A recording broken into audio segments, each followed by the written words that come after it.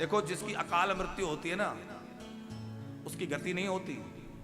आग लग के कोई मर जाए, वाहन की दुर्घटना से मृत्यु हो जाए, कहीं से चोट लगने से गिरने से मर जाए, विष के द्वारा मर जाए, तो इस प्रकार से अकाल मृत्यु जिसकी होती है वो भटकता रहता है। और सबसे ज्यादा दुर्गति तो उसकी होती है जो अपने आप मरता है, आत्महत्या करता है। इसलिए जीवन में चाहे जितना संघर्ष आ जाए, जीवन में चाहे जितनी कठिन परिस्थिति आ जाए, सब कुछ कर लेना, लेकिन साहब कोई आत्महत्या मत कर लेना, क्योंकि इससे बड़ा कोई पाप नहीं है।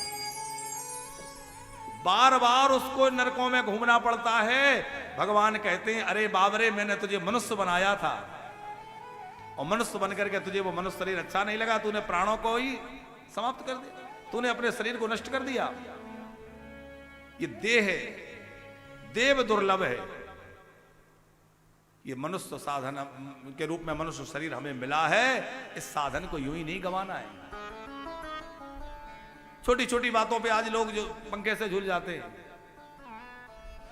रिजल्ट में थोड़ा सा परसेंटेज कम आ गया, बच्चा झूल गया, पर उसने ये नहीं सोचा कि मैं थोड़े से नंबरों के चक्कर में मैंने तो फंदा लगा लिया, पर इससे मैं तो एक क्षण में मर जाऊंगा, पर मेरे माता पिता रोते रोते जिंदगी भर मरेंगे, 1000 बार मरेंगे।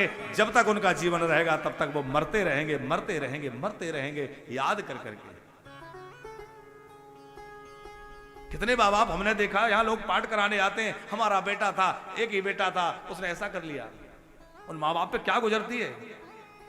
इसलिए भैया अंदर से मजबूत रहिए, सत्संग से जुड़े रहिए। आत्महत्या जैसा पाप किसी को नहीं करना चाहिए। भगवान ने ये मनुष्य शरीर दिया है, इसको व्यर्थ न गवाए। जन्मेजय जी ने कहा कि मेरे पिता की मृत्यु सर्पदंश से हुई है, उनकी दुर्गति हुई होगी, तो उनकी सदगति कैसे हो। तो भगवान वेदव्यास जी से प्रार्थना की।